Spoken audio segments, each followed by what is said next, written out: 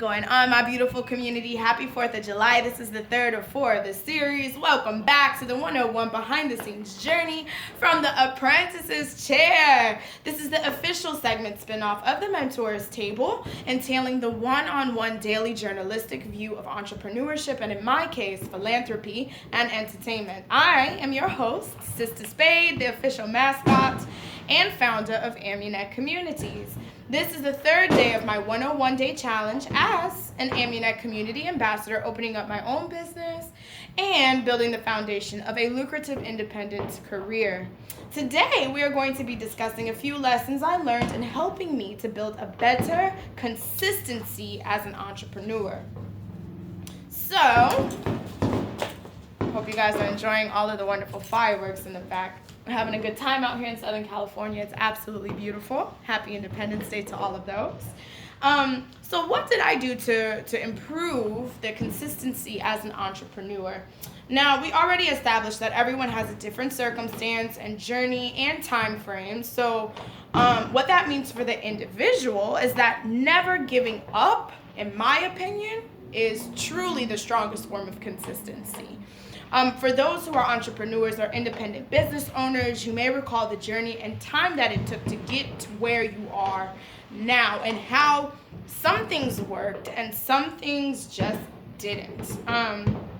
Proving to yourself that you're willing to do what you need to do to achieve what it is that you want, in my opinion, is the strongest facet of consistency.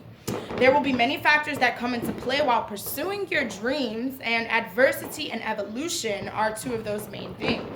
I feel that when we're growing from adolescence into adulthood, many circumstances, many feelings, and relationships can be repetitive until you recognize how to switch it up, how to make those changes, how to want something different. There are also things that you'll attempt to do the first time and it's just not going to go well. Being able to come back to the plate, to take another swing, I feel outlasts the mistake tenfold, because when you finally do get it, you got it. You know what I'm saying? Now, there are all things that are being tested for your own use as an entrepreneur. All of these things are going to make sure that you're ready and you're prepared for what it is that you're trying to take hold of. But it doesn't necessarily mean that that's where you have to stay. Does that make sense? I hope so. No. But now these things are, being iterated from my own experience.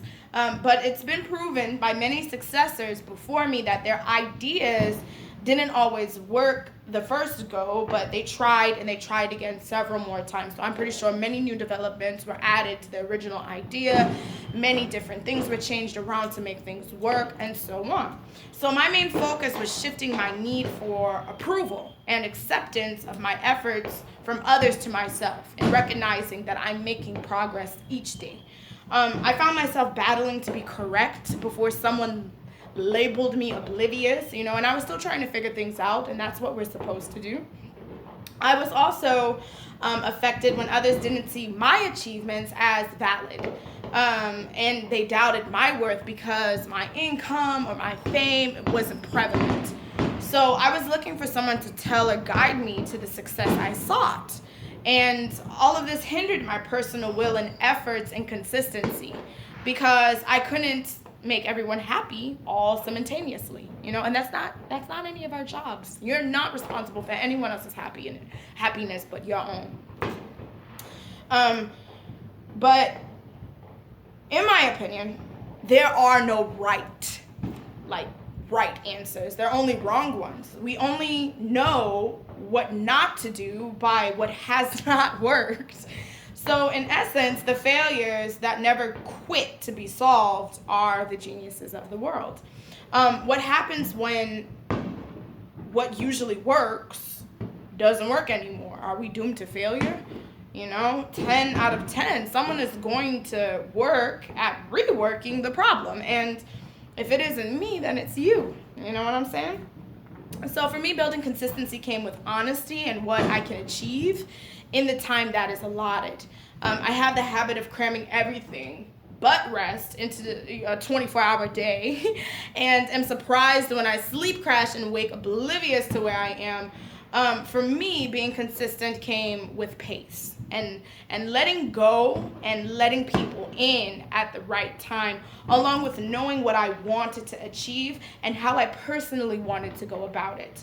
I also had to learn how to weigh out hindering projects and stand my ground in my action, not always trying to explain myself, but just doing it, okay?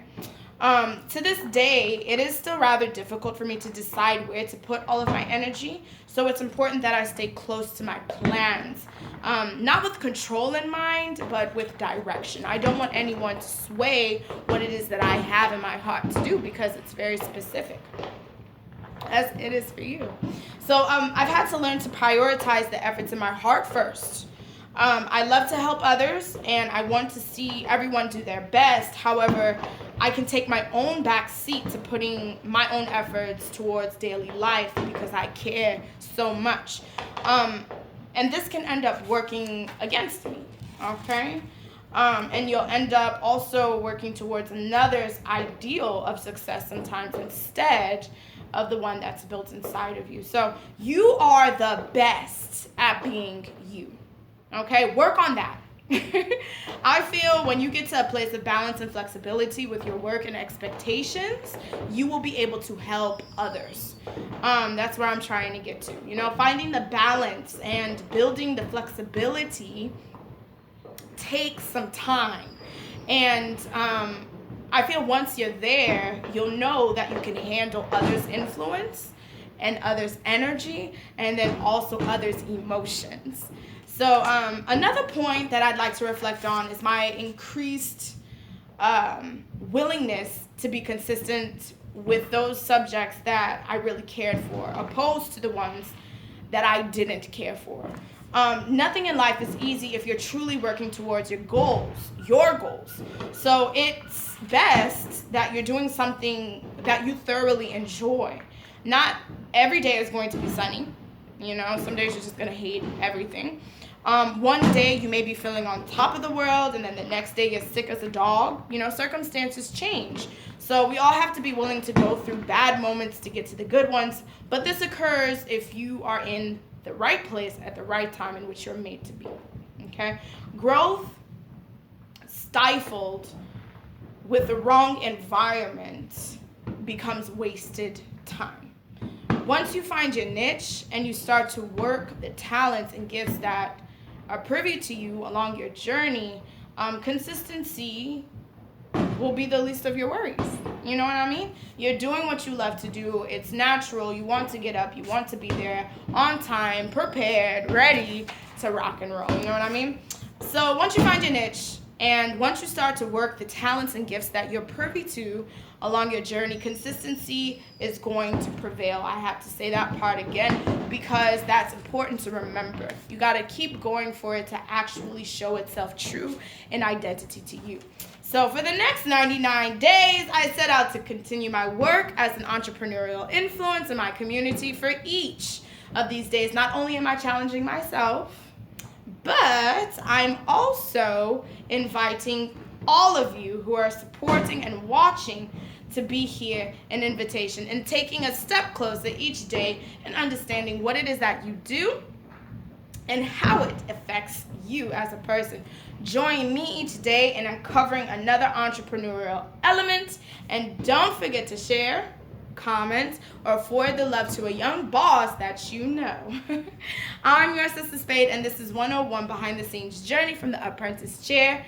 Thank you so much for looking, tuning in, and I'm looking forward to seeing how much more we grow into tomorrow. I'll see you soon.